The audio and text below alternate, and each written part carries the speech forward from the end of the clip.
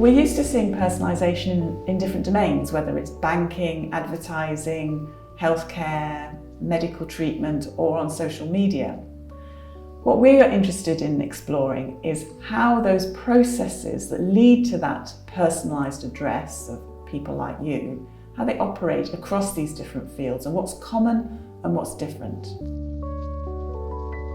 So the event People Like You, Contemporary Figures of Personalisation was an attempt by us to share some of the learnings that we've had of a project that's been running for 3 years now, funded by the Wellcome Trust.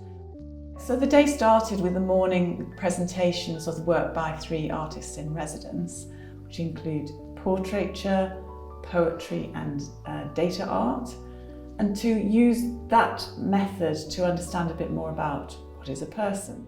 And I think that even the data that's found in the airwave study, through my experience, is naturally exceeding and overflowing, and it takes time to format and structure. And I think this really surprised me because I was expecting to create a data work that was precise and comprehensive and completist, but instead I found the airwave system is in some ways as blobby and distributed as the participants within it. Working with people like you extended my thinking from power relations imbued in the individual gaze of a privileged artist to connect this to the intransigent and godlike oversight industrialized as surveillance. It led me to think that the failures to adequately represent through portraiture may possibly be analogous with the failures to adequately predict through data. We also set up panels where we could discuss how personalisation is actually being used in different sectors, whether it's advertising or social care and healthcare, in statistics, and really see whether or not the techniques of personalisation, asking people to participate in data sharing, feeding back information to people, using the term people like you. People like you like things like this. People like you buy things like this. This is how personalisation speaks to all of us from different sectors. And so we asked in our panels about what does that mean? How is that being done? And does it really make people feel that they're being personalised or stratified into different groups? Does it change the way they think of themselves as a person? The aim of the People Like You project is to understand what personalisation means. We're interested in the practices that constitute personalisation across a range of sometimes very varied applications. This raises questions.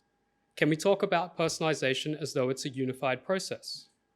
Are there particular techniques, ways of relating individuals to collectives, involving ways of handling data, using technology, or seeing society, that cut across the many different industries embracing this term? Or does the language of personalisation in fact paper over quite different ways of understanding services, practices, and indeed the persons it addresses? In doing any sort of personalisation, we have to make some judgments about the brand wants to communicate this because they've got these particular objectives, or they've done some research that says that this is, what we want to do. And then we also look at the audience and say, okay, well, the audience is interested in these particular characteristics. And there's always a piece of work that has to be done to translate those two things into then a personalisation strategy.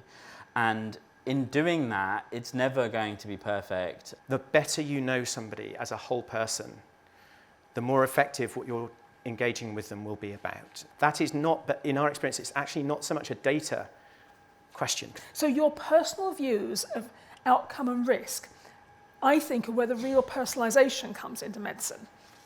It's very easy that individual treatment decisions, HRT is an individual decision. When we start to talk about public health and prevention, we are communities, we are societies. In the final session, we put together a panel for what we called Any Questions, where we asked, again, experts in different fields around data privacy, around the politics, perhaps, of personalisation, and explored some of those issues. Why do people feel reluctant to share data in some contexts and not others? What happens to that data? Is there any such thing as privacy anymore? Well, the way I look at personalisation is corporate and state power focused on an individual human being. I can't see it in any other way. No one else has the power to personalise. We've identified lots of different ways in which lots and lots of health data is being gathered about us in all sorts of contexts, without us being aware about that. And the next step question is, we don't often know what's happening with that. We set up because we felt like power had fundamentally changed, and data space was a place where power was now located.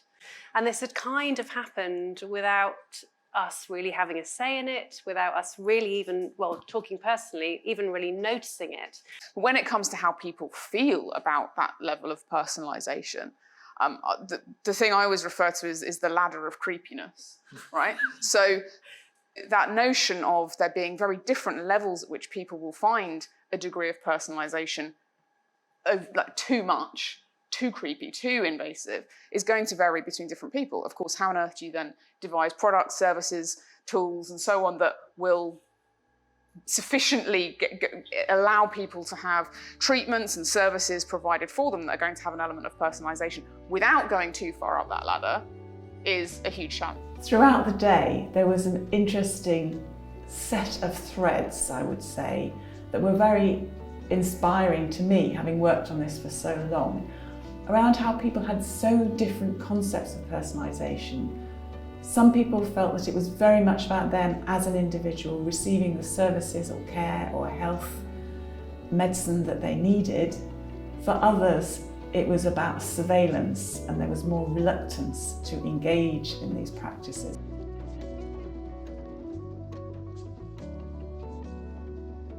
In any kind of portraiture, whether it is through painting, poetry, or the creation of a data set, you're only collecting part of a person, part that is relevant, you think is relevant, and informs that particular output or that particular collection.